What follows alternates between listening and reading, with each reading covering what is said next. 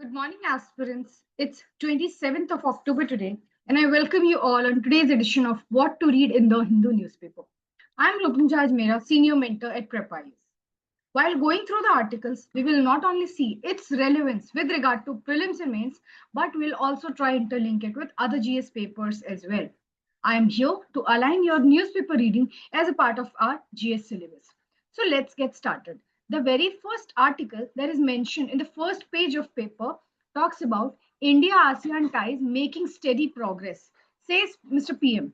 Now, when we map this particular article in our syllabus, this will fall under GS paper 2, international relations, wherein the key theme that has been discussed in this particular article primarily talks about resilience of India-ASEAN ties amid global instability and focus on maritime cooperation and Indo-Pacific stability. From prelims perspective, the arenas that we have to read, revise, and unfurl upon is ASEAN members and recent entrant to the group, India-ASEAN Summit, which is 22nd in nature, where it is hosted, India-ASEAN Comprehensive Strategic Partnership from 2022 onwards, and why 2022 is a key milestone in the journey. Maritime Security Cooperation announced for 2026. From mains perspective, the same article is to be seen through the lens of India's Act-East policy, wherein economic and security convergence in Indo-Pacific region has been talked about. Role of ASEAN centrality in global architecture and regional architecture. India's balancing act between China's assertiveness and ASEAN's solidarity. This is relevant for other GS papers as well. For instance, GS paper 3, wherein security angle can be unfurled upon, where maritime domain awareness is to be read and revised. For GS paper 1 as well, culture, because Modi ji calls ASEAN a cultural partner. So we can even use this in our essay argument or even GS1 paper wherein civilizational connect could be quoted. This is how this particular article is to be holistically read and revised.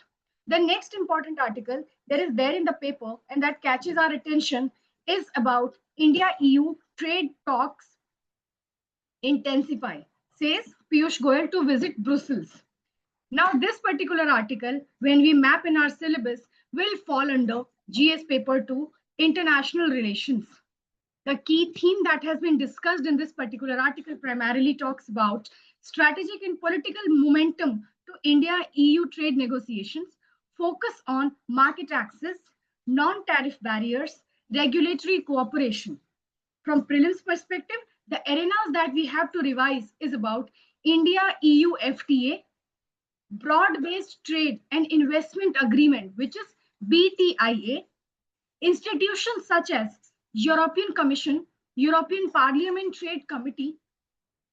Afterwards, from mains perspective, this article is to be seen through the lens of seeing it challenges in India-EU trade talks, data protection policy of EU, sustainability clauses that they have, tariffs on wine and dairy, India's diversification from China-centric supply chain to itself posing now as a global supply chain, potential global supply chain partner all across the world, India-EU partnership in green energy and digital trade as well.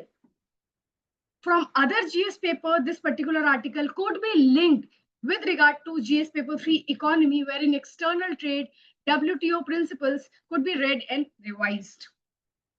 This is how this particular article is to be seen. The next important article that is there in the paper and that catches our attention is on editorials page, and that talks about constitutional morality. The counters of constitutional morality. So when we map this particular article in our syllabus, will fall under GS paper 2 polity, GS paper 4 ethics. The key concept or the theme that has been discussed in this particular article talks about understanding constitutional morality as a distinct from mere legality, its cultivation among citizens, lawmakers, and judges. From prelims perspective, we go to revise certain landmark case judgments. For instance, 𝗗𝗶𝗹𝘆 case of 2018, Manoj Narula case of 2014, Puttaswamy judgment of 2017, State of NCT Delhi of 2018. The concepts that could be revised is about George Broke that gave about what constitutional morality is comprises of. That invoked Dr. B.R. Ambedkar to put constitutional morality as a theme, as a philosophy in our constitution. For mains perspective, we can revise this particular article following like ethical and constitutional foundation of democracy, rule of law versus rule by morality that limits judicial activism many a times. Application in current issues such as ministerial accountability is the need of our secularism and gender equality. We can even interlink it with other GS papers as well, where in GS2, role of judiciary, constitutional conventions, GS4, ethical governance, morality in public life could be quoted. This is how this particular article is to be holistically read and revised. The next important article that is there in the paper and that catches our attention talks about winding up the clock of India-Nepal economic ties. This is relevant for GS paper 2, India's neighborhood policy, and also GS paper 3, economy, wherein internal sector could be quoted. The key theme that has been revised in this particular article primarily talks about RBI's move to lend Indian rupees lending and Vostro accounts for Nepal, wherein it is pushing towards rupee internationalization and deepening economic cooperation.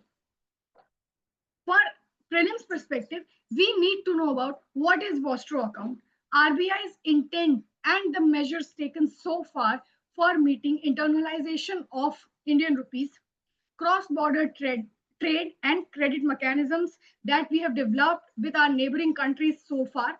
For mains perspective, the arenas that we have to read and revise about India's economic diplomacy in South Asia, tracking Nepal financial vulnerability through institutional credit access, reducing dollar dependency and promoting regional monetary integration.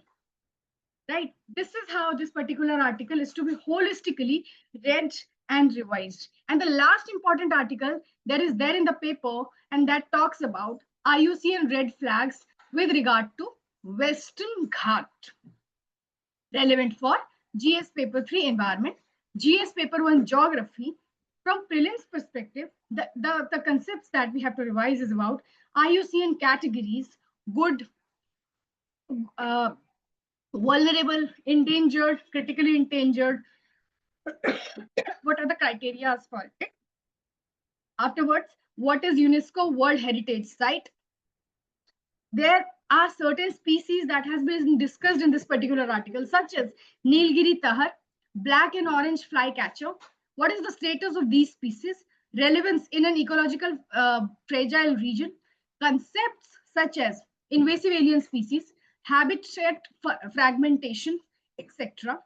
For mains perspective, the same article is to be seen through the lens of challenges in conservation governments, ecological fragility versus development, implementation gaps in EIA, what is eco-sensitive zones, what is sustainable tourism, India's biodiversity commitment under Kunming-Montreal Accord. It can be interlinked with other GS papers as well, such as geography, where ecological regions could be holistically read and revised. This is all from my end from today's Hindu newspaper. Till we meet for the next time, take care and goodbye.